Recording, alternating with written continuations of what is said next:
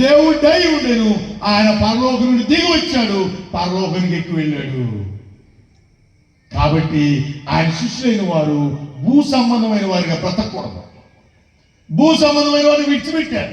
అందుకనే భూ సంబంధమైన జీవితం జీవిస్తున్న వారి దగ్గరికి వెళ్ళి, అయ్యా ఇది సరైన జీవితం కాదు, మీరు అలా జీవించినట్టయితే మీరు నరకానికి వెళ్ళవలసి వస్తుంది, మీరు నశించిపోతారు, మీలో ఒక ఆత్మ ఉంది, ఆత్మ చాలా విలువైంది, ఆత్మరక్షకుడైన ఆత్మరక్షకుడైన దేవుడు పరలోకమందు ఉన్నాడు, ఆయన కుమారుడు వచ్చి అన్నాడు, నేనే మార్గము సత్యము జీవము, నా ద్వారా తప్ప ఎవరు తండ్రి వద్దకు రాడు అన్న సంగతి ఆయన చెప్పాడు.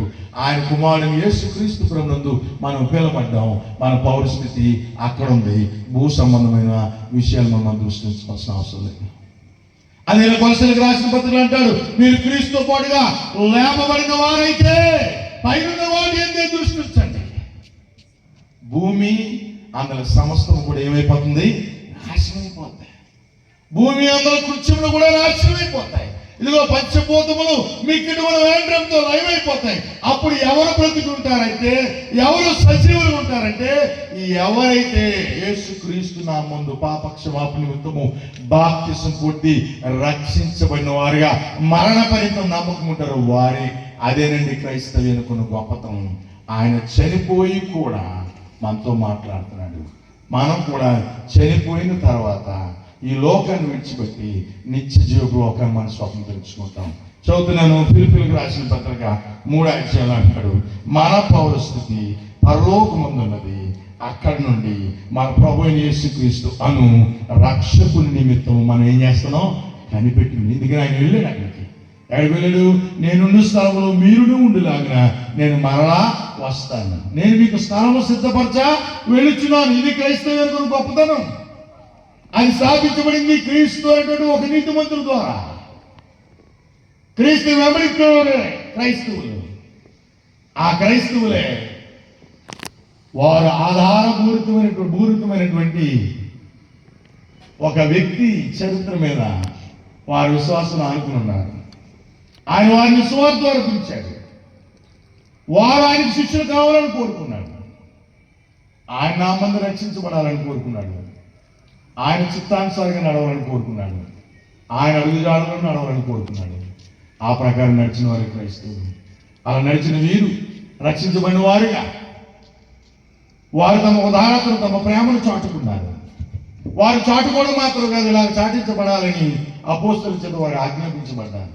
దిక్కులేని వారిని, అనాథలను, విధవరాండ్లను, విశ్వాస సంబంధులు కాని వారికి అందరి పక్షంగా మేలు చేయమన్నాడు.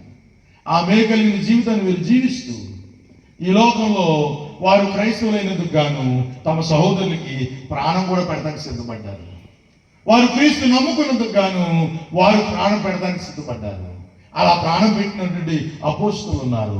ప్రాణం పెట్టినటువంటి మొదటి శతాబ్ద క్రైస్తవులు ఉన్నారు. అందులో వచ్చింది ఈ క్రైస్తవం. ఈనాడు క్రైస్తవులకి బోధ ఏంటయ్యా అంటే, సూచన ఏంటయ్యా అంటే, మీరు సమాజంలో కూట మానవద్దు. మీ పౌరస్థితి పరలోకమందు మర్చిపోకండి. మీరు ప్రత్యేకించబడిన జనాంగం, ఏర్పరచబడిన రాజులైన యాజక సమూహం, దేవుని సొత్తు. మీరు అలాగే ఉండండి. ఎవరినో పోలి నడుచుకోకండి, ఎవరి పేరున పిలువబడకండి. క్రీస్తుని పోలి నడవండి, క్రీస్తు పేరును ధరించండి. దాన్ని బట్టి మీరు అవమానపడకండి. ఆ పేరు కలిగినందుకు మీరు గర్వించండి. ఎందుకంటే ఆయన పేరు పెట్టి పిలవబోతున్నాడు. నా తండ్రి చేత ఆశ్రయించబడిన వాళ్ళారా రండి. మన పౌరస్థితి పరలోకంలో ఉందని సంగతి మర్చిపోతుంది. ఇంత ఉన్నతమైన స్థితిని సాధారణంగా ఎంచకండి. ఎందుకంటే సాధారణంగా ఇచ్చే ఉద్దేశం అయితే మనం అందరం కూడా క్రీస్తు న్యాయపీఠం మీద నిలబడం. సాధారణంగా ఇచ్చే విషయం అయితే పౌలు గారు ఇదిగో మిమ్మల్ని సంపూర్ణంగా చేసి క్రీస్తుతో నిలబెట్టాలని అనడం. ఇంత ఘనమైనగా ఇచ్చి ఆ ఘనమైన జీవితాన్ని మనం ఘనంగా జీవించడానికి మాత్రమే ప్రయత్నం చేయక దాన్ని ఇతరులకు పంచుకునే వాటిని కూడా ఈ జీవితంలో రావడానికి మనం ప్రయత్నం చేద్దాం. అలా చేయడానికి దేవుడు మనకు సహాయం చేయను కాక. శ్రద్ధగా మీ అందరికీ హృదయపూర్వక వందనాలు. నాకు ఈ అవకాశం ఇచ్చిన అధ్యక్షుడు వారికి, అలా స్థానిక సంస్థ వార్తలకి హృదయపూర్వక వందనాలు తెలియజేస్తూ ముగిస్తున్నాను. అని మాటలు దేవుడు మన వినికిడిలో ఫలింపజేయను కాక.